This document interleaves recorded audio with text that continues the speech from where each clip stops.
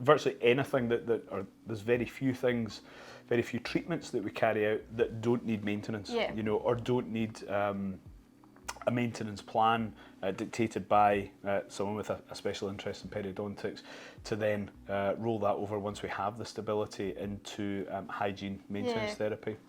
I think that's something I'm seeing as well, is that there's a lot of hygienists and therapists that are referring as well, because they're seeing these patients all the time and they're in the best position to identify problems, and then that's where I'll come in, where they'll send them onwards and we'll do a lot of these techniques, and then they go back to the hygienist or therapist for maintenance. But there's not a lot of availability for these techniques, and it's exciting that we can offer them to our patients.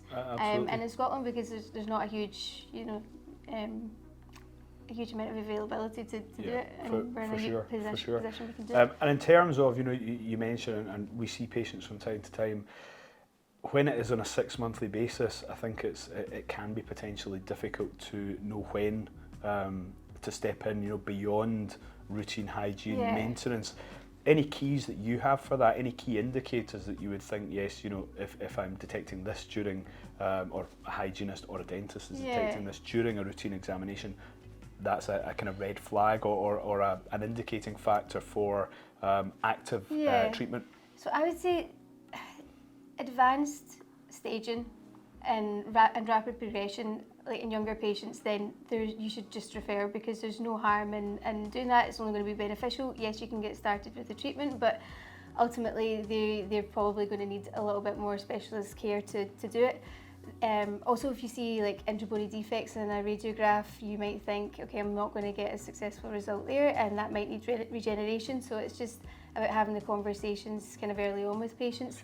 But also, if you know you're seeing a patient regularly and they've got deep pocketing, anything over 5 millimeters, and it's bleeding, so it's not stable, I think we need to be offering patients onward referral. There's clear guidelines and evidence about you know, what we should and shouldn't be doing, and I think that medical legally and in the patient's best interest, it's best to just have that honest conversation and then just step aside from what you've been doing, and then that's when obviously we come in and do some of the more advanced techniques to try and get a stable situation. Ultimately, gingivitis is the most prevalent, albeit reversible, disease in the Western world.